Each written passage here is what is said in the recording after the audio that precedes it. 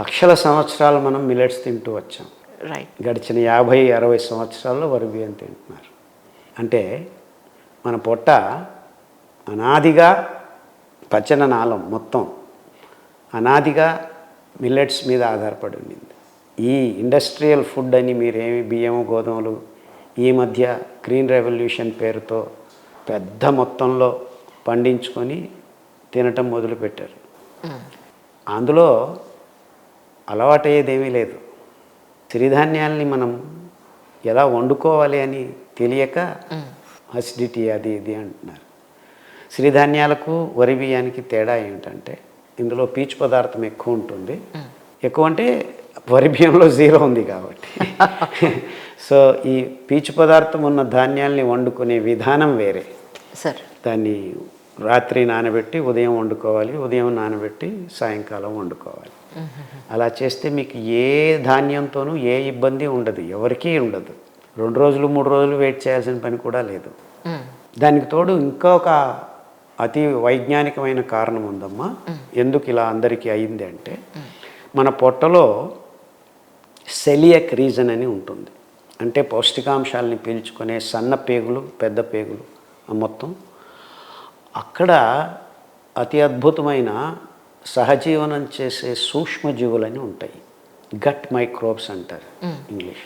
అవి గడిచిన 60 సంవత్సరాల్లో మెల్లిమెల్లిగా నాశనం చేసుకుంటూ వచ్చాం. ఇప్పుడు ఈ వరి బియ్యము గోధుమలు చక్కెర తినటం మొదలుపెట్టిన తర్వాత ప్యాథోజెనిక్ బ్యాక్టీరియా ఎక్కువయ్యాయి. సో దీనివల్ల మీకు మిల్లెట్స్ తినాల్సిన పని లేదు. ప్రపంచమంతా అలాగే ఇది తింటూ గ్యాస్ట్రిక్ ట్యాబ్లెట్స్ అని పెంటప్రోజోలు ర్యాంటాకు జాంటాక్ అని $1 బిలియన్ బిజినెస్ అది. అంటే మీరు అంటున్నట్టు మిల్లెట్స్ తినటం వల్ల అసిడిటీ రావట్లేదు. మీ పొట్టలో మైక్రోబ్స్ గట్ మైక్రోబ్స్ లేకపోవటం వల్ల ఆ సెలియక్ రీజన్ ఎపిథీలియల్ సెల్స్ అన్నీ నాశనం అవుతుండటం వల్ల గ్యాస్ట్రిక్ ప్రాబ్లం వస్తుంది.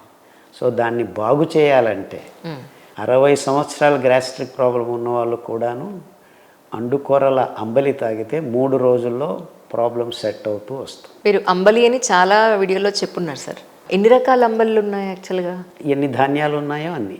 ఓ, అంటే ప్రతి ఒక్క ధాన్యం పీచు పదార్థం ఉండటం వల్ల అద్భుతమైన వైవిధ్యమైన సూక్ష్మజీవుల్ని తమపై ఆవాహన చేసుకుంటాయి. ఆ విధానం మనం జాగ్రత్తగా గమనించాలి. అండుకొర్రలు కానీ కొర్రలు కానీ ఊదులు కానీ ఇంక్లూడింగ్ రాగులు కానీ దానిని మనం నానబెట్టి జావ కాచుకొని మట్టి కుండలో బట్ట కట్టి కిన్వ ప్రక్రియ అంటారు దాన్ని, ఫర్మెంటేషన్ ప్రాసెస్. అది 7-8 గంటలు జరిపిన తర్వాత తాగితే అందులో సూక్ష్మజీవులు నివసించడం మొదలు పెడతాయి. ఆ పీచు పదార్థం పిష్ట పదార్థం కార్బోహైడ్రేట్ అండ్ ఫైబర్ ఆ కాంబినేషన్లో వైవిధ్యమైన సూక్ష్మజీవులు వస్తాయి.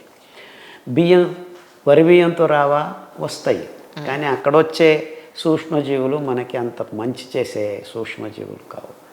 కొద్దిపాటు ఒక 0.5% ఉండొచ్చు, కానీ మీకు 100% మీ పొట్టలో ఈ అద్భుతమైన గట్ మైక్రోబ్స్ అంటారు, మైక్రోబయోమ్ అంటారు. అది రావాలంటే పీచు పదార్థం ఉన్న ధాన్యాల మీదే ఈ సింబయాటిక్ గట్ మైక్రోబ్స్ తయారవుతాయి. 1950 ఆ ప్రాంతంలో మీరు సగటు మానవుని పొట్టలో ఉన్న సూక్ష్మజీవుల ప్రమాణం ఎంతంటే 2.1 కిలోస్ ఉండేది. ఓకే, ఇప్పుడు 1.1 కిలోస్కి దిగజారు, సగానికి పైగా. అది కారణం మీరు తింటున్న వరి బియ్యం గోధుమలు చక్కెర ఇవన్నీ. మరి బ్రౌన్ రైస్ తింటే పర్వాలేదు, బ్లాక్ రైస్ వచ్చాయి. బ్రౌన్ బ్లాక్ గ్రీన్ అన్ని రైసులు ఒకటే, ఉండేది 0.2 గ్రామ్స్ నారు. ఇదంతా అవగాహన లేక ప్రజలు మాట్లాడుతున్నారు.